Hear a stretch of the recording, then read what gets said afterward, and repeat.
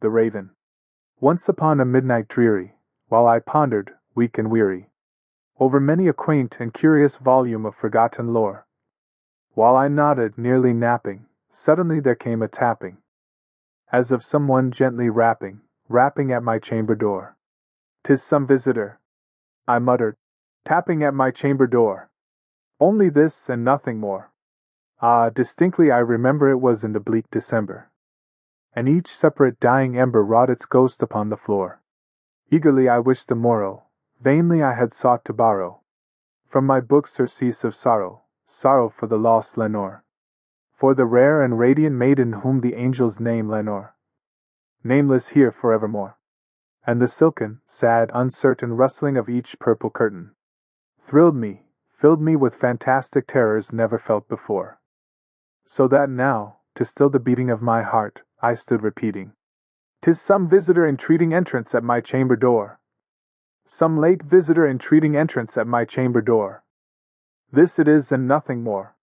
Presently my soul grew stronger, hesitating then no longer. "Sir," said I, "or madam, truly your forgiveness I implore. But the fact is I was napping, and so gently you came rapping, and so faintly you came tapping at my chamber door, that I scarce was sure I heard you." Here I opened wide the door. Darkness there and nothing more. Deep into that darkness peering, long I stood there wondering, fearing, doubting, dreaming dreams no mortal ever dared to dream before. But the silence was unbroken, and the stillness gave no token, and the only word there spoken was the whispered word, "Lenore?" This I whispered, and an echo murmured back the word, "Lenore!" Merely this and nothing more. Back into the chamber turning, all my soul within me burning. Soon again I heard a tapping somewhat louder than before. "Surely," said I, "surely that is something at my window lattice. Let me see, then, what thereat is, and this mystery explore. Let my heart be still a moment, and this mystery explore. 'Tis the wind, and nothing more." Open here I flung the shutter, when, with many a flirt and flutter, in there stepped a stately raven of the saintly days of yore. Not the least obeisance made he, not a minute stopped or stayed he, but with mien of lord or lady, perched above my chamber door, perched upon a bust of Pallas just above my chamber door, perched, and sat and nothing more. Then this ebony bird beguiling my sad fancy into smiling, by the grave and stern decorum of the countenance it wore. "Though thy crest be shorn and shaven, thou," I said, "art sure no craven, ghastly grim and ancient raven wandering from the nightly shore. Tell me what thy lordly name is on the night's Plutonian shore." Quoth the raven, "Nevermore." Much I marveled this ungainly fowl to hear discourse so plainly, though its answer little meaning, little relevancy bore. For we cannot help agreeing that no living human being ever yet was blessed with seeing bird above his chamber door, bird or beast upon the sculptured bust above his chamber door, with such name as Nevermore. But the raven, sitting lonely on the placid bust, spoke only that one word, as if his soul in that one word he did outpour. Nothing farther than he uttered, not a feather than he fluttered, till I scarcely more than muttered, "Other friends have flown before. On the morrow he will leave me, as my hopes have flown before." Then the bird said, "Nevermore," startled at the stillness broken by reply so aptly spoken. "Doubtless," said I, "what it utters is its only stock and store, caught from some unhappy master whom unmerciful disaster followed fast and followed faster till his songs one burden bore, till the dirges of his hope that melancholy burden bore, of nevermore."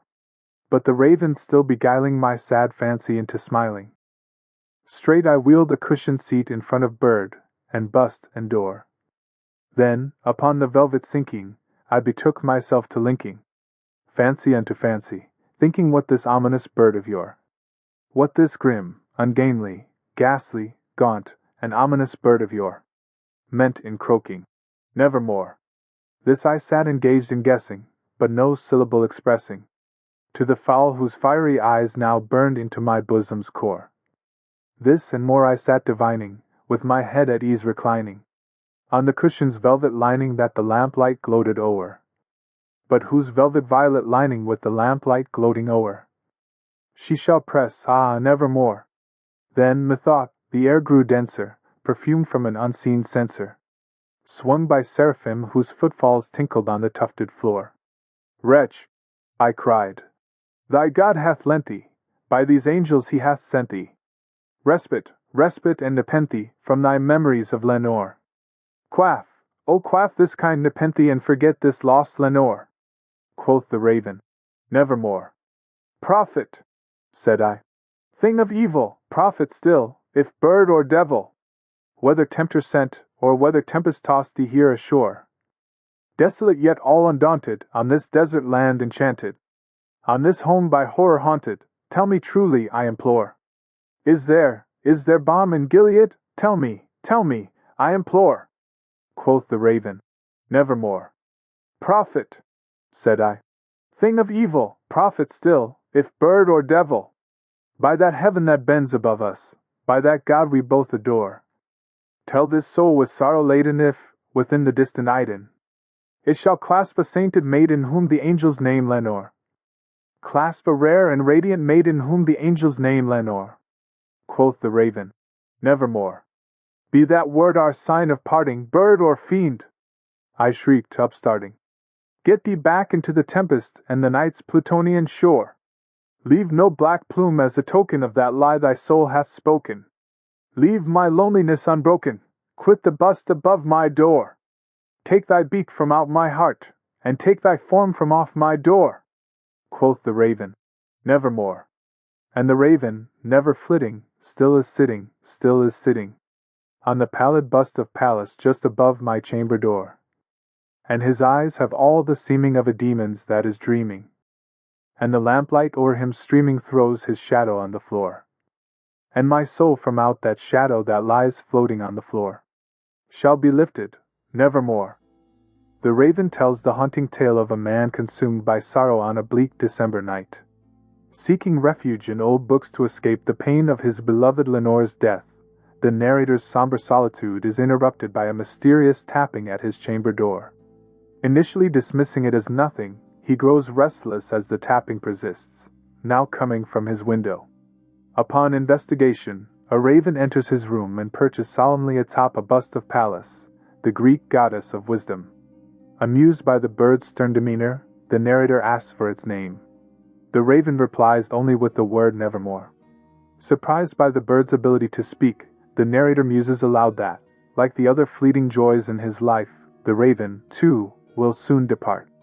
Again, the bird replies Nevermore. Convinced that the raven learned this one word from a heartbroken former master, the narrator tries to understand the bird's presence and its significance. Seating himself directly before the raven, his thoughts drift back to Lenore, and he wonders if the bird carries a divine message to help him forget his grief. Yet, the raven's Nevermore suggests that his sorrow is eternal. The narrator's frustration grows, and he accuses the raven of being a sinister force, a prophet of doom. In desperation, he asks if he will ever be reunited with Lenore in heaven, but the bird's answer remains the same, Nevermore. Angered and despairing, the narrator demands the bird leave, return to the Plutonian shore, but the raven remains unmoved. In the end, the raven's shadow lingers ominously on the chamber floor, and the narrator resigns himself to the fact that his soul will never escape the darkness cast by his grief. The final word, Nevermore, seals the hopelessness that now defines his existence. Poe crafted the raven as a narrative, driven more by atmosphere and emotion than by allegory or moral instruction. Central to the poem is the theme of undying devotion, a love so profound that it haunts the narrator even in the face of devastating loss. This torment produces an internal struggle within him, a perverse conflict between wanting to forget his lost Lenore and simultaneously yearning to keep her memory alive. The narrator seems to derive a grim satisfaction from lingering on his sorrow, almost as if the pain itself is a way to stay connected to what he has lost. Despite knowing that the raven's only utterance is Nevermore, the narrator persistently poses questions to the bird, questions that he knows will only deepen his suffering. his relentless interrogation of the raven becomes a form of self-inflicted punishment, as though he craves the agony of hearing Nevermore again and again.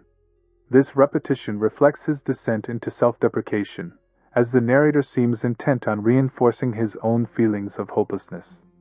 Poe leaves open the possibility that the raven's responses are entirely coincidental, its repetition of Nevermore merely the parroting of a single learned phrase. Yet, whether the bird is truly aware of the pain it inflicts or not, its presence becomes a catalyst for the narrator's emotional unraveling. Initially described as weak and weary, the narrator's grief intensifies as the poem progresses, leading him from sorrow to regret, and then from regret to a fevered state of obsession. By the end, he has descended into a frenzy, spiraling into madness as he grapples with the raven's seeming prophecy of eternal despair. Some scholars, such as Christopher F.S. Malajek, suggest that the raven could be interpreted as an elegiac paraclosithyron, a poetic form from ancient Greece and Rome where the poet laments as a lover locked out from his beloved's door. In this context, Lenore becomes the unattainable figure behind a metaphorical closed door, and the narrator's lament is the outcry of someone forever separated from their lost love. This locked-out lover is left with nothing but his anguish, eternally excluded from any form of reunion or resolution, with the raven perched as a grim sentinel of his isolation. In the philosophy of composition, Poe reveals that the narrator of the raven is a young scholar, though this detail is not explicitly stated within the poem itself. Clues such as the narrator's engagement with books of forgotten lore and the presence of a bust of Pallas Athena, the Greek goddess of wisdom, suggest a character deeply involved in intellectual pursuits. The late-night reading of mysterious texts parallels similar themes found in Poe's short story Ligeia, where the lore in question may relate to the occult or black magic. The poem's December setting, traditionally associated with darkness and death, adds to the ominous atmosphere. The choice of a raven, a bird often linked with dark forces and the supernatural, emphasizes these themes. The narrator even interprets the raven as emerging from the night's Plutonian shore, evoking Pluto, the Roman god of the underworld, and suggesting the bird is a messenger from the afterlife. Poe's selection of a raven as the poem's central figure was intentional. He wanted a creature that, while capable of speech, would not represent reason or intelligence in the human sense. A parrot, though capable of mimicry, was dismissed in favor of the raven, whose darker associations suited the melancholic tone Poe sought. The raven's speech, limited to the word Nevermore, becomes a symbol of mournful and never-ending remembrance, a reflection of the narrator's eternal sorrow for his lost Lenore. Poe's decision to focus on the raven's grim qualities was likely influenced by Charles Dickens's novel Barnaby Rudge, A Tale of the Riots of '80, which features a raven named Grip. In one scene of the novel, Grip makes a noise that prompts a character to ask, "What was that?" him tapping at the door, a moment eerily similar to the tapping in The Raven. However, while Dickens's raven has comical aspects, such as popping champagne corks, Poe shifted the focus to the bird's more dramatic and sinister qualities. Poe had even critiqued Barnaby Rudge in a review for Graham's magazine, suggesting that the raven could have played a more symbolic and prophetic role in Dickens's story. This influence on the raven was noted by contemporaries, such as James Russell Lowell, who commented in his satirical poem A Fable for Critics, "Here comes Poe with his raven, like Barnaby Rudge, or 3/5 of him genius and 2/5 sheer fudge." Though Poe's raven was partly inspired by Grip, he imbued the bird with a deeper symbolic weight. The raven's repeated utterance of Nevermore is not just a random phrase, but a harbinger of the narrator's descent into despair and madness. The bird's presence, ominous and unrelenting, serves as a constant reminder of the narrator's inability to escape his grief, casting a shadow over his soul that will never lift. The taxidermied raven believed to be Dickens's Grip, now housed in the Free Library of Philadelphia, stands as a physical relic of the literary connection between the two iconic birds. Poe's use of the raven as a central symbol in The Raven may also draw upon various mythological and folkloric references to ravens throughout history. In Norse mythology, the god Odin had two ravens named Hugin and Munin, which represented thought and memory. These ravens would fly across the world each day and return to Odin with news, embodying the capacity of reflection and remembrance, concepts that parallel the narrator's fixation on the memory of Lenore. The raven in Poe's poem could be interpreted as embodying both of these forces, as it compels the narrator to confront his own thoughts and memories, leading to his emotional unraveling. Hebrew folklore also associates ravens with divine messages. In the story of Noah's Ark, a white raven is sent to check for the receding floodwaters. However, it does not immediately return, leading to its punishment by being transformed into a black bird and doomed to feed on carrion. This tale aligns with the raven in Poe's poem, which may be seen as a dark harbinger, a bird bearing grim news and unable to escape its fate. Similarly, in Ovid's Metamorphoses, a white raven is transformed into a black one as punishment after delivering an unwelcome message about a lover's betrayal. The raven's role as a messenger in these stories mirrors its function in Poe's poem, where it serves as a prophetic figure, repeatedly delivering the dreaded word, Nevermore, to the anguished narrator. Additionally, Poe's reference to the balm of Gilead invokes biblical imagery with a deep sense of yearning for healing and relief. In the book of Jeremiah, 8:22, the balm of Gilead is a medicinal resin, symbolizing the possibility of healing both physical and spiritual wounds. The narrator's mention of this balm reflects his desperate hope for a remedy for his grief over the loss of Lenore. He longs for a way to soothe the pain that haunts him, but the raven's persistent Nevermore offers no such comfort, signaling that there is no cure for his sorrow. This biblical allusion may also connect with another raven-related passage from 1 Kings 17 verses 1-5, where the prophet Elijah, during a period of drought, is fed by ravens while hiding near the brook Cherith. In this instance, the ravens are agents of sustenance, helping to preserve life during a time of desolation. However, in the raven, the bird provides no such sustenance for the narrator's soul. Instead, it becomes a symbol of his emotional starvation, offering only an unrelenting reminder of the absence of peace and resolution in his life. The raven, drawing from these diverse traditions, thus becomes a multifaceted symbol, both messenger and curse, both linked to the past and agent of despair. The poem The Raven consists of 18 stanzas, each made up of 6 lines, and follows a complex rhythmic structure. While the dominant meter is trochaic octameter, 8 trochaic feet per line, where each foot has a stressed syllable followed by an unstressed one, Poe claimed that the poem was actually a combination of octameter acatalectic, heptameter catalectic, and tetrameter catalectic. This intricate use of meter reflects Poe's meticulous attention to form and his desire to create a hypnotic effect through the rhythm of the poem. The rhyme scheme, ABCBBB, is notable for its internal rhyme, particularly in the B lines which always end with the word Nevermore, adding an emphatic, haunting cadence that mirrors the narrator's obsession with the finality of his grief. Alliteration is another key element in The Raven, contributing to the poem's mesmerizing, almost musical quality. Phrases such as doubting, dreaming dreams are designed not only to engage the reader with their sound but also to reinforce the eerie atmosphere of the narrative. 20th century poet Daniel Hoffman suggested that this highly formulaic structure might seem overly artificial, but its rhythmic and lyrical consistency gives the poem a unique, entrancing power that captivates the reader's imagination. Poe was inspired by Elizabeth Barrett's poem, Lady Geraldine's Courtship, when designing the structure of The Raven. He admired Barrett's poetic inspiration and sense of art, which he described as pure, though he also criticized her work for being somewhat repetitive. Despite this critique, Poe acknowledged the combination of intense passion and delicate imagination in her poetry, which likely influenced the balance of emotion and precise structure in The Raven. Poe initially brought The Raven to George Rex Graham, his friend and former employer at Graham's magazine.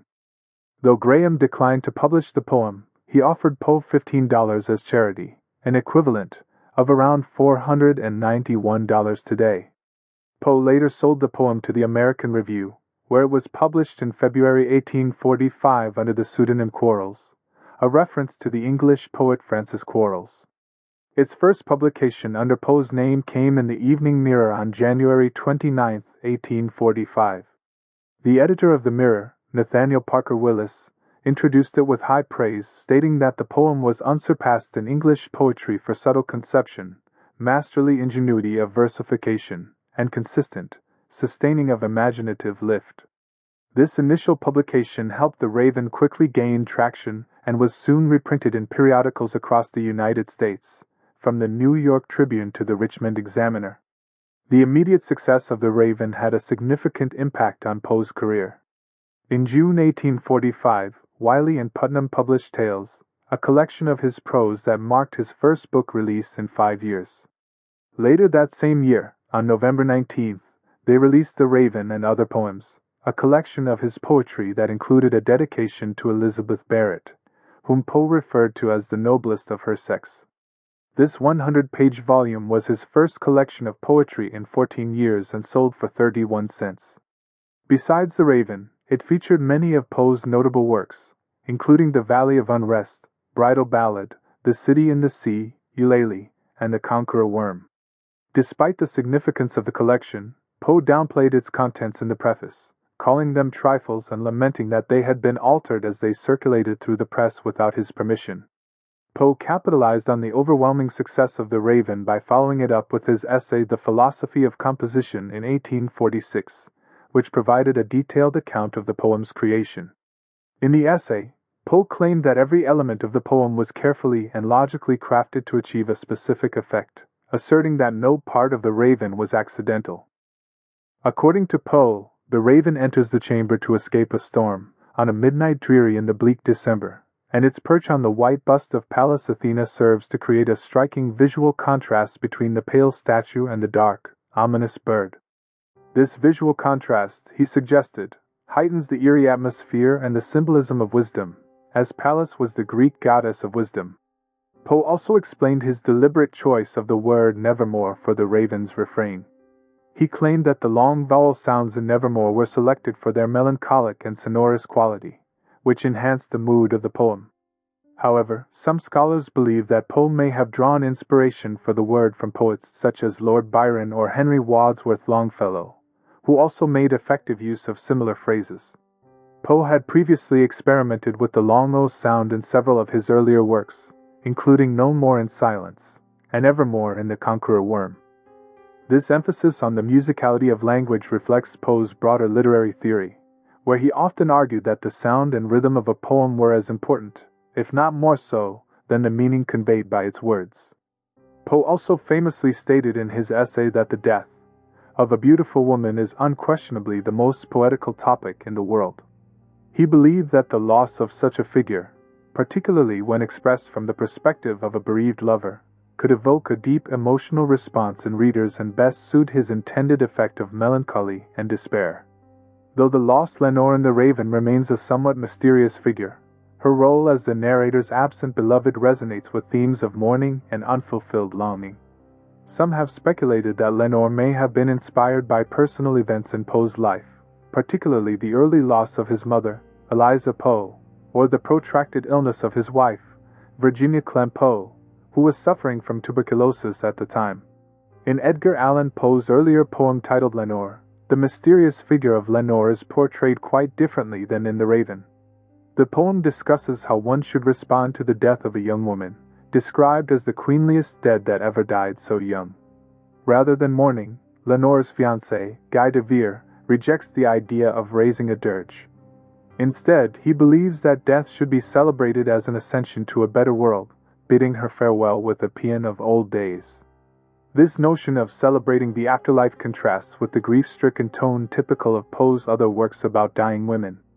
Notably, Lenore suggests the possibility of reunion in paradise, offering a glimpse of hope rarely found in Poe's darker meditations on death.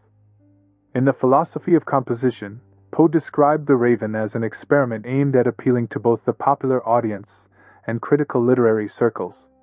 He sought to craft a work that was accessible enough to captivate the general public while maintaining the sophistication necessary to be appreciated by the literary elite. This dual appeal was part of what propelled The Raven to its status as a cultural phenomenon, solidifying Poe's place in American literary history. Despite the detailed explanation Poe gave in his essay, it remains uncertain exactly how long he worked on The Raven. Speculation ranges from a single day to nearly a decade, and it is known that he recited a version of the poem with an alternate ending in 1843 during a visit to Saratoga, New York. Additionally, early drafts of The Raven may have featured an owl instead of a raven, reflecting how the poem evolved during its composition. In the summer of 1844, when Poe most likely wrote The Raven, he was living with his wife, Virginia, and his mother-in-law, Maria Clem, at the farmhouse of Patrick Brennan in New York. The exact location of this house has been a point of debate, with two different plaques marking supposed locations on West 84th Street. However, it is most likely that the house once stood where 206 West 84th Street is now. Though the house was demolished in 1888, its place in literary history remains significant as the probable birthplace of one of Poe's most famous works. In part due to its dual printing, The Raven made Edgar Allan Poe a household name almost immediately, and turned him into a national celebrity. Readers quickly began to associate Poe with his creation, earning him the nickname The Raven. The poem's swift rise to fame was evidenced by its widespread reprinting, imitation, and parody. However, despite its immense popularity and critical success, the poem did not bring Poe significant financial gain. As Poe himself lamented, "I have made no money. I am as poor now as ever I was in my life, except in hope, which is by no means bankable." Many publications praised The Raven. The New World lauded it for its originality and power, and the Pennsylvania Enquirer reprinted it with the heading "A Beautiful Poem." Even in England, it caused a sensation, as Elizabeth Barrett wrote to Poe, noting that his Raven had stirred up a fit of horror among her friends. Some were captivated by its fearful tone, while others were mesmerized by its music.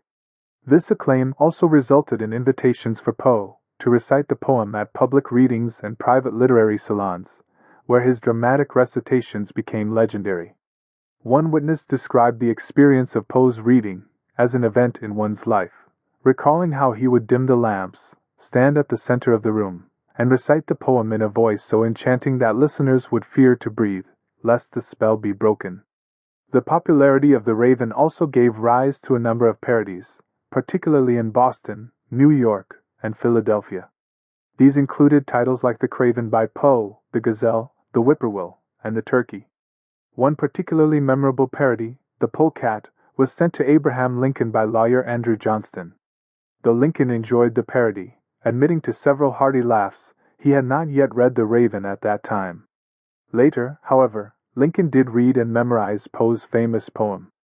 Not all responses to The Raven were positive.